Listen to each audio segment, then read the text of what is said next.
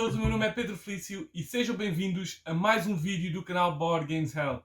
Este é mais os mecanismos de board games. É verdade, voltamos outra vez com mais mecanismos e desta vez vamos para um mecanismo bastante curioso e diferente, mas que, como vamos ver, já tem muitas idades, que é o comunicação limitada, ou limite na comunicação. E, para começar, vamos já fazer, como sempre, uma pequena descrição mais ou menos detalhada e concisa deste mecanismo. Então, comunicação limitada. Portanto, é um mecanismo de board games que limita a comunicação entre jogadores, proibindo uma comunicação totalmente aberta. Esta limitação poderá ser total ou parcial. É, sem dúvida, como é que é dizer, uma explicação bastante curta e concisa. E não é preciso mais, porque é exatamente isto. É um mecanismo, uma forma de jogar em que os jogadores não podem comunicar de forma total e aberta. Porque normalmente, vocês dizem, mas normalmente eu não quero comunicar, mesmo com um jogo, um euro normal, não quero comunicar com os outros de forma aberta, o que é que eu tenho, as minhas jogadas, o que é que eu vou fazer, porque vai contra a estratégia. Certo, isso é totalmente real. Mas este tipo de jogos obriga a que isso aconteça. Aí, nesse tipo de jogos, vocês, se quiserem dizer os recursos que têm, vocês podem dizer o que quiserem. Mas, normalmente, são livres para o fazer. Mas normalmente não o querem fazer por estratégia, com certeza. Mas neste, o jogo impõe este limite de comunicação. Pode ser um limite de comunicação total, onde não se fala de forma alguma, onde não se faz gestos, onde nada, simplesmente estamos quietos. No outro, que é muitos poucos jogos que o fazem. No outro tipo, que é o mais comum, a comunicação é limitada a um certo tipo de comunicação. Pode não se falar, mas pode-se fazer gestos. Pode-se falar, mas só se falar certas coisas. Pode só comunicar através de mensagens escritas, só de gestos, só de adivinhas. Portanto, é um mecanismo que é muito utilizado e que tem uma panóplia grande de forma de funcionar. Para isso mesmo, para ver esta panóplia de funcionamentos, é com jogos, como sempre. Portanto, vamos já ver quais são os jogos que temos aqui para representar este mecanismo de comunicação limitado. E começamos com um jogo que não é muito conhecido, é o Beyond Baker Street. Este é um jogo da Z-Man Games e é um jogo para 2 ou 4 jogadores com 10 ou mais anos de idade e dura mais ou menos 30 minutos.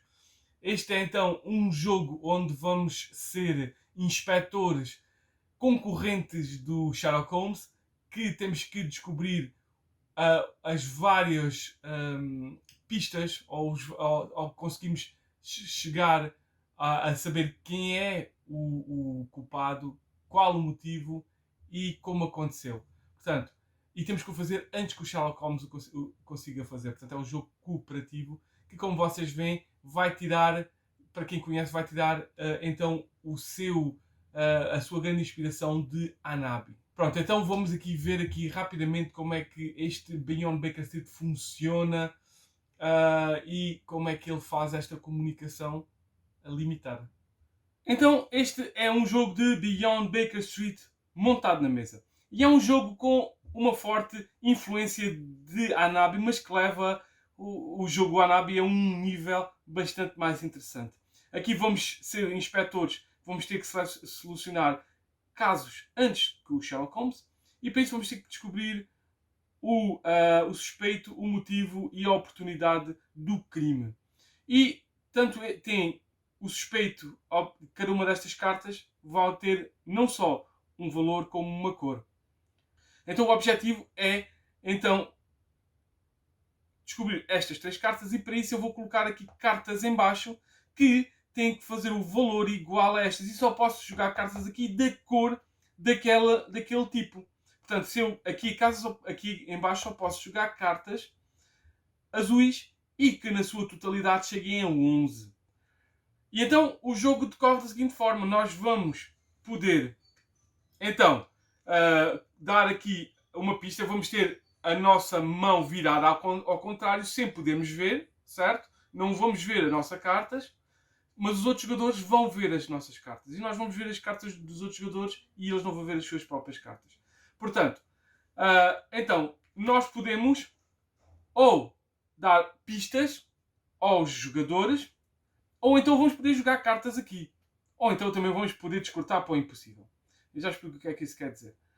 Então, se eu der uma pista, eu posso dizer assim, posso chegar aqui e eu vou poder dar uma pista de número ou de cor. Eu posso dizer então que, e quando dou essa pista, eu vou ter que dizer completo. Isto é, eu posso dizer que estes dois são 4. Ou posso dizer que estes dois são castanhos. Ou posso dizer que estes dois são roxos. Mas eu não posso dizer apenas que este é castanho, já que há 2 castanhos. Ou que este é um 4, já que há 2 4. Pronto, tenho que dar a pista o mais completa possível. Pronto, então essa é a dar pistas. A jogar, nós depois vamos jogar aqui. Se ele dissesse aqui que este 4, que estes dois eram castanhos, ele podia decidir, quando chegasse à vez dele, pegar numa destas cartas, não havendo, e jogar aqui no castanho e estaria tudo bem. Quer dizer que ele necessitaria daqui. Se calhar eu a seguir, quando chegasse à minha vez, eu ia dizer que este era um 4 e ele já sabia, quando chegasse à vez dele, ele ia jogar aqui. Ia fazer então isto, 7 que estava certo, 7 castanhos. Outra pessoa qualquer podia usar a sua ação para completar esta pista. Pronto, e estava feito isto. O que é que acontece? Sempre que damos pistas, o Sherlock Holmes vai andar para a frente. Sempre que dá uma pista, o Sherlock Holmes dá uma... Se o Sherlock Holmes chegar aqui, quer dizer que ele descobriu o caso antes de nós. Portanto, azar. E mais, não é assim tão fácil. Eu só posso colocar a terceira e última... portanto, a terceira e última... Resolver a terceira e última pista, assim se possa dizer. Só posso dizer a terceira e última certeza quando isto chegar aqui. Portanto, quando este marcador chegar aqui, é o marcador do impossível. Isto é, eu vou ter que descartar cartas de números para aqui para o impossível, para ele avançar esses números aqui. 1, 2, 3, 4, 5, 6. E, exatamente quando ele estiver aqui, eu é que vou poder colocar o marcador na última solução do caso. Se eu colocar antes dele chegar aqui, ou se passar este marcador passar do 20, perco. Portanto, há várias formas de perder. Também há, portanto, se se estourar, assim se possa dizer, se metemos a mais, isto também vai ser enviado para o impossível, o que vai fazer avançar mais. E vamos ter que colocar uma nova carta, isto é descartado, vamos colocar uma nova, quer dizer que já está tudo diferente, agora era bastante mais difícil, porque era tudo azul. Pronto. Existem aqui várias formas de perdermos o jogo, mas o jogo é mais ou menos isto. Portanto, comunicação limitada, sempre só dizendo pistas de cores ou de números, e não podemos discutir mais nada em termos de jogo, certo? Não podemos dizer exatamente mais nada. Podemos mandar as bocas disto, vamos aqui estourar, etc, etc, mas falar sobre as nossas cartas não o podemos fazer. Então é este o Beyond Baker City, como é que ele funciona em termos de jogo e de comunicação limitada. Depois de vermos então o Beyond Baker Street, vamos então ao outro jogo colocar aqui na mesa, que vai ser o Magic Maze on Mars. Como alguns de vocês devem saber, este Magic Maze uma versão, a segunda versão, assim se possa dizer, uma derivação do famoso Magic Maze. Este é um jogo para 1 a 6 jogadores, com 8 ou mais anos de idade, e dura mais ou menos 15 minutos. E é um jogo em tempo real, totalmente em tempo real, que em vez de andarmos com uns peõezinhos, uns peões para apanharmos objetos e sairmos do Magic Maze, vamos construir cúpulas movendo recursos para as cúpulas e depois movendo os colonos em Marte. Vamos criar cúpulas em Marte e levar os colonos até lá. Portanto, e vamos ver então, já de seguida, como é que este jogo funciona, mais ou menos, claro, e como é que esta comunicação limitada é realizada. E então continuamos com o jogo Magic Maze on Mars. Está aqui colocado a primeira missão na mesa, portanto isto é um jogo que vai ser jogado por missões, e as missões normalmente têm a ver com a construirmos cúpulas para os nossos colonos. Portanto, vamos construir cúpulas e colocar lá dentro colonos. Mas isso vai ser o objetivo. E como isso vai acontecer? Nós vamos criar vários tipos de recursos, certo? Temos aqui estes tipos de recursos que vamos criá-los e vamos movê-los até o local onde está a cúpula. E como fazemos isto? Fazemos isto tudo em tempo real e sem comunicar. Mais ou menos. A forma de comunicação desta é muito gira e é derivada do Magic Maze 1. Então como é que isto acontece? Existem, então, isto é um jogo para 3 jogadores. Temos aqui as 3 ações que eles podem fazer. Portanto, na verdade, eles podem fazer, podem mexer com o castanho, com coisas castanhas e laranjas, coisas amarelas e verdes, e azuis e roxas. E o que é que eles podem fazer nesse aspecto? Podem produzir bens dessa cor, podem desbloquear caminhos dessa cor e podem mover-se por caminhos dessa cor. Isto é, eles têm aqui caminhos, têm aqui bloqueios e têm aqui produção. Quer dizer que este jogador podia produzir um azul, porque diz que pode produzir o azul. E este pode mover, por exemplo, por o amarelo. E o azul pode desbloquear. Isto tudo é feito em tempo real e todos vão andar aqui a mexer nos vários locais, assim se possa dizer. E nos vários tokens. O objetivo é mesmo mover estes tokenzinhos e eventualmente mover os colonos para os locais por estas linhas daqui que têm cores e que só certos jogadores é que o podem fazer. Certo? Eventualmente nós queremos fazer com que, então, vamos descobrir primeiro a cúpula. Portanto, agora o azul tirava daqui, ele ia descobrir, metia aqui isto. Ok? Se quisesse aqui o castanho, este aqui já podia produzir um castanho aqui, o laranja, e podia mover para aqui este, e depois, mas se calhar não interessa muito porque o azul, só este azul está aqui, portanto se calhar ele não queria vir para aqui, queria o laranja, metia-o para aqui primeiro, e depois se calhar o castanho queria desbloquear, este roxo aqui para desbloquear o caminho para aqui, depois este mandar aqui, tudo podia ser feito ao mesmo tempo, certo? Está aqui.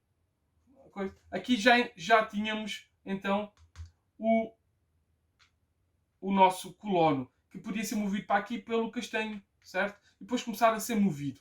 Eventualmente, vamos dizer que o castanho chegava aqui, desbloqueava este. Eventualmente tínhamos aqui o local da cúpula, para fazer a cúpula. E infelizmente não dá para meter várias coisas, mas ele podia, por exemplo, o azul agora, o que movia o azul podia mover para aqui, o que movia o laranja podia mover para aqui, já estava aqui um. Este azul infelizmente não está ali. Portanto, temos que encontrar a forma de produzir amarelo. Está aqui alguém, o que produz amarelo já podia produzir o amarelo aqui. Eventualmente, querer desbloquear outra coisa para eventualmente descobrir o último. Podemos tentar descobrir o último local. Por exemplo, podíamos dizer que em vez de ir para aqui, ele vinha para aqui e descobria o último local, que se calhar já produz verdes. Pois, já produz verdes. Pronto. E eventualmente queremos fazer chegar este aqui e este aqui para construir a cúpula. E eventualmente queremos fazer chegar aqui tudo em tempo real, certo? Isto vai fazer. As nossas coisas vão ser em tempo real. E vocês dizem, isto é muito difícil porque existe aqui, por exemplo, este aqui, que se alguém chegar aqui, o verde, está aqui o verde, se o verde chegar aqui, ou melhor, se o verde pode desbloquear, temos aqui podemos tirar aqui, chegar aqui com um, podemos então descartar este, o verde pode descartar este para colocar este. E este basicamente vai virar isto. Mas podemos, e ele diz, então, e a comunicação, como é feita? A comunicação é feita de duas formas. Uma forma totalmente sem falar, mas pode-se dizer gestual. Eu posso colocar este peão gigantesco em frente de alguém que eu acho que tem que fazer alguma coisa, certo? Amarelo ou verde produz, ou amarelo ou verde move, certo? Ou castanho laranja move, ou castanho laranja produz, ou azul roxo produz, azul roxo move. E a pessoa tem que deduzir disto aqui o que é que falta-lhe fazer. Ou então eu posso colocar aqui, é uma novidade, para dizer assim, produzam lá. Olha, alguém tem que fazer com que o tempo vire, porque senão vamos perder. Construam coisas, construam caminhos, há várias coisas. Existe aqui uma ou outra forma de comunicação, que é esta daqui. Eu posso usar estes tokens daqui, que estão aqui, que vão permitir falar um pouco, assim se possa dizer. Mas é isso. De resto, não podemos falar a não ser por este peão e gestual, basicamente. Pronto. E é isto o Magic Maze on Mars, que é bastante interessante, que faz umas coisas melhores que o outro e mais ou menos e diferentes também, mas também ao mesmo tempo muito interessantes. E continuamos com mais um jogo que este, sem dúvida, é bastante conhecido, bem mais conhecido que os outros dois anteriores, e é o Mysterium. Este então é um jogo originalmente da Libelute, é um jogo para vamos lá aqui ver, para 2 a 7 jogadores com 10 ou mais anos de idade, dura mais ou menos 40 minutos. E é um jogo de comunicação limitada, é a base disto, mistura um bocadinho o Dixit com dedução, onde onde um jogador vai ser um fantasma que tem que comunicar sem ser verbalmente, vai comunicar através de cartas com investigadores paranormais para descobrirem quem o assassinou. E onde o assassinou e com que arma o assassinou. Portanto, aquele trope de Clue. Pronto, é então um jogo muito interessante que teve bastante famoso e muito adorado, que vamos já ver aqui na mesa como é que funciona esta limite de comunicação já de seguida. E este é então um jogo de mistério montado na mesa para 3 jogadores. Então, como já tinha dito, o objetivo deste jogo é descobrirmos, ou melhor, os inspectores descobrirem quem matou, onde matou e com que objeto matou um fantasma. Alguém que agora está a tentar comunicar com eles. São inspectores psíquicos, assim se passa a dizer. Portanto, nós vamos tentar descobrir quem matou, onde matou e para esse fantasma ter a sua paz e deixar esta casa que está a assombrar. Portanto, e então é um jogo de comunicação limitado em 2 pontos. O primeiro ponto é que quem dá pistas é o fantasma, certo? E o fantasma só pode falar, não pode dizer nada. Nada mesmo, nada, não pode dizer nada de qualquer forma. Inclusive, se quer dizer se falhou ou não, simplesmente avança. Quando não falhou, fazes não, pode fazer sim, pode fazer não, mas não pode falar de qualquer forma. Ele está morto e ele não consegue falar. E a outra forma é através de sonhos ou de visões que ele vai dar. E essas visões que vai dar aos outros jogadores é através de cartas, certo? São cartas muito giras, com uma arte muito engraçada, que os jogadores que vão receber vão ter que olhar para esta carta ou cartas e vão ter que deduzir através desta carta ou de cartas que personagem local ou arma do crime o fantasma quer que eles descubram. Ele está muito confuso e cada um destes jogadores vai ter um suspeito, uma pessoa suspeita, um local suspeito e uma arma suspeita. E cada um deles vai ter que adquirir aquela arma para si.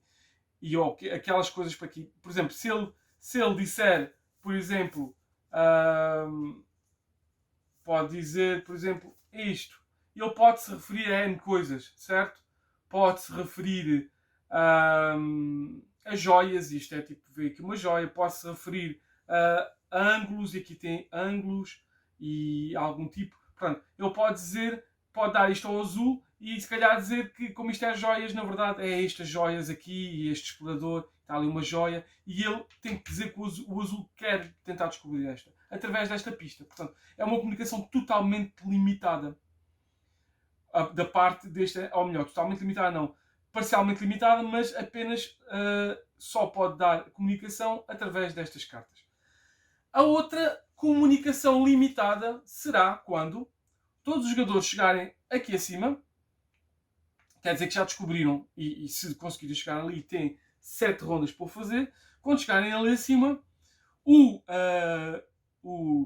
fantasma finalmente vai saber e vai saber, finalmente a sua mente ficou mais lúcida e vai saber quem é então o trio de coisas. Vamos dizer que ele sabia que era aqui, aqui e aqui, certo? Cada um destes vai ter então algo, vai ter então um trio de cartas, certo? Vai ter um trio de cartas.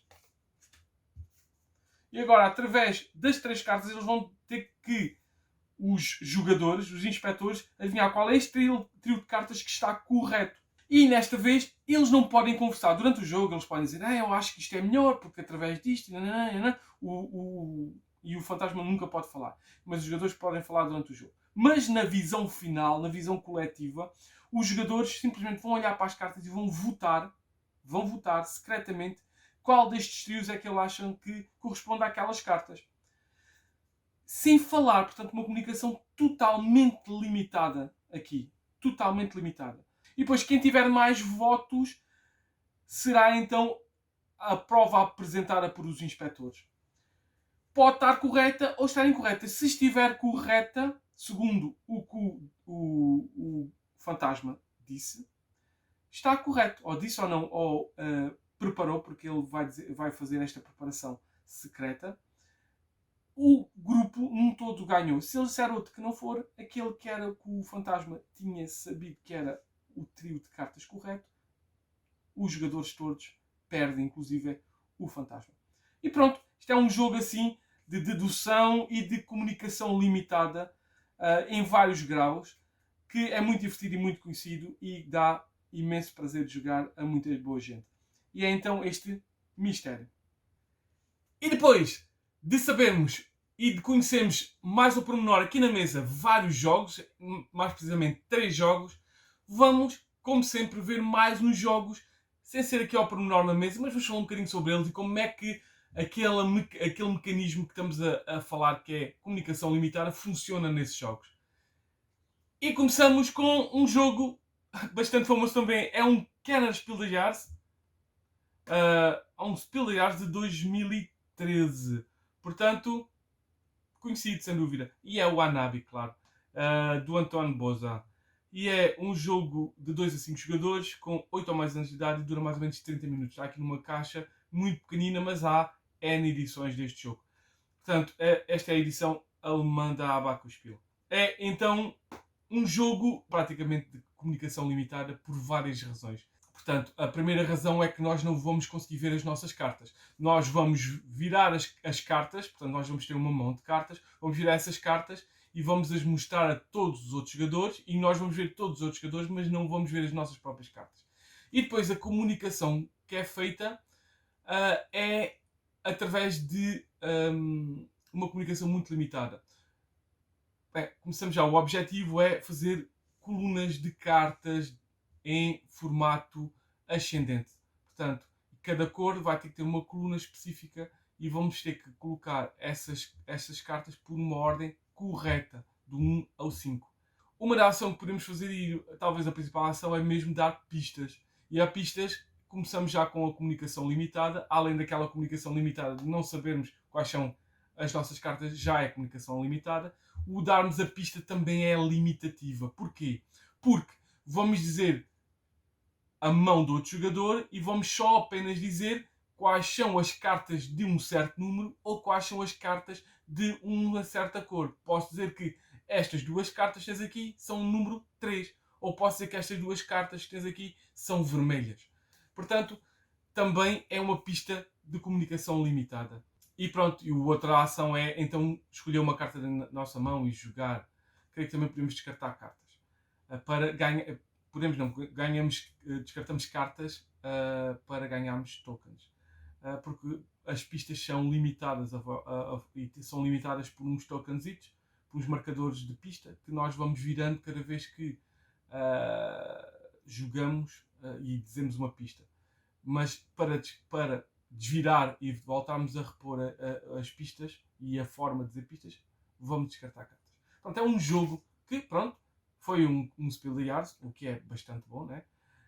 E é um jogo que deu origem a outros jogos, como o Bomb Squad, como o Baker Street, Beyond Baker Street, portanto, N jogos com uma comunicação deste tipo de comunicação limitada. Pronto. E é então este Anabi. Outro jogo de comunicação limitada é o The Game. Este é uma edição da Mora Piaf, portuguesa, e é um jogo para 1 a 5 jogadores, com 8 ou mais anos de idade e dura mais ou menos 20 minutos.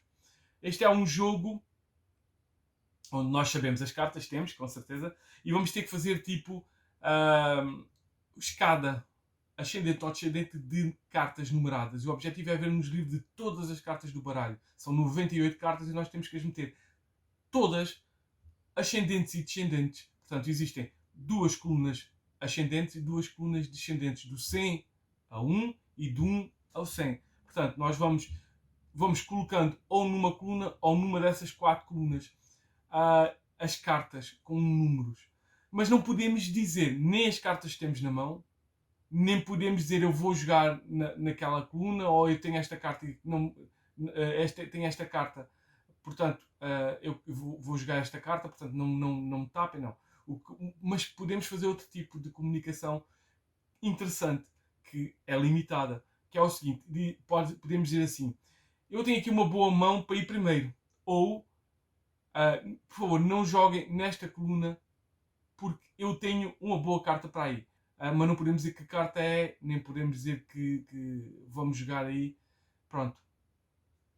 Podemos fazer comentários, mas não podemos dar a informação total e transparente.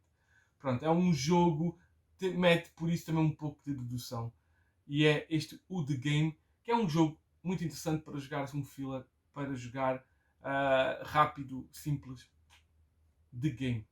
Chegamos então ao último jogo para este mecanismo de comunicação limitada. E é o Código Secreto Dueto, ou Codenames Duet, na sua versão original.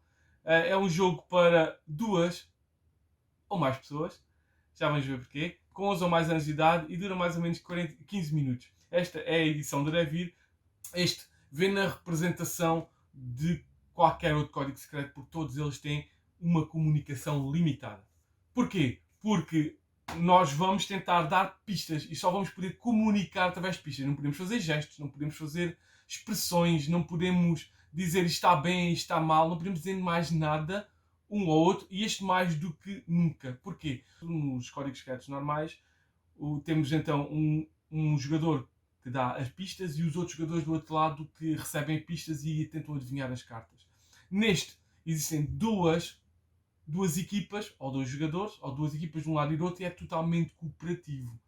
E só podemos falar através de pistas. Enquanto os outros, ali aquela equipa que está ali daquele lado, eles podem dizer eu acho que é isto, porque esta, por esta razão, ele disse isto, portanto, eu acho que é isto daqui, porque ele faz isto e aquilo. Aqui não. Pronto, se for 2 jogadores só, um joga, o outro dá a pista e vamos tentando adivinhar e depois o outro vamos revezando. Porquê? Porque isto é totalmente cooperativo. Mas se jogarmos com equipa, ou jogarmos equipa e equipa, claro, aí vai haver esse tipo de comunicação de qual é as palavras que ele queria dizer com aquela pista. Mas normalmente continua a ser igual. Eu dou uma pista, número, palavra, e a outra equipa, ou o outro jogador que está do outro lado, vai tentar adivinhar quais são as palavras que correspondem a essa pista. Portanto, é este código secreto dueto que tem então esta comunicação limitada que qualquer outro código secreto tem. E eu, na minha opinião, este tenta ter um bocadinho mais, principalmente se jogar a 2 jogadores, é totalmente limitada. Só podendo dar mesmo a pista ao jogador. Pronto, então é isto. Chegamos então ao final dos 6 jogos que normalmente apresentamos aqui. 3 mais aqui à vista e 3 só falados. Porque não temos tempo para tudo. Aí o vídeo ficava muito grande. Mas, então, acho que foi o suficiente para perceber e o que é este mecanismo de comunicação limitada e que jogos utilizam e a forma de jogar. Podem ser podem ser totalmente fechada a comunicação sem poder ver gestos nem falar comunicação verbal, nem gestual, nem expressões, nem escrita. Pode haver, que é muito pouco provável de acontecer, mas há muito poucos jogos dessa forma, mas que os há. Ou então parcial, que é a maior parte dos que jogamos, que nos foram mostrados aqui, são de parciais. Portanto, existem vários tipos de formas disto. Este tipo de jogos de comunicação limitada já são bastante antigos. Desde as charadas, tentar fazer adivinhar através de gestos o que era o que filme é que era, o que é que era. Portanto, este é já um jogo bastante antigo, desde sempre existe este tipo de jogo das charadas com os gestos. Desde o famosíssimo Pictionary, não é? Desenhar para tentar adivinhar uma palavra. Portanto, este tipo de jogos já estão na cultura da maior parte das pessoas que já os viram e já jogaram este mecanismo muitas vezes, mesmo que não lhe chamem então comunicação limitada. Mas é isso mesmo que esse tipo de jogos tem. O Pictionary, o jogo das charadas, são comunicação, ou o jogo das adivinhas, são comunicações, jogos com um mecanismo de comunicação limitada. E é um jogo que normalmente mete sempre dedução, normalmente mete algum tipo de dedução, porque vamos ter que retirar dessa comunicação limitada alguma informação, e essa informação então terá que ser, vai ser útil a nós conseguirmos a nossa o nosso objetivo. E normalmente este tipo de jogos são cooperativos ou semi-cooperativos ou de equipa contra equipa.